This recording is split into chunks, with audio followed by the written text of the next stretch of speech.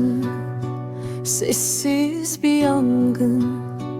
Ne söylesem eksik, ne unutsam yarım.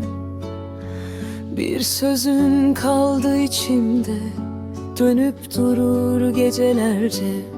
Git dedin, kala kaldım, bir fotoğraf elimde. Kendime sorsam cevaplar cevapsız neden? Kalbim uslanmaz, aklım yorgun, bitkin senden. Bir adım atsam ileriye, geçmiş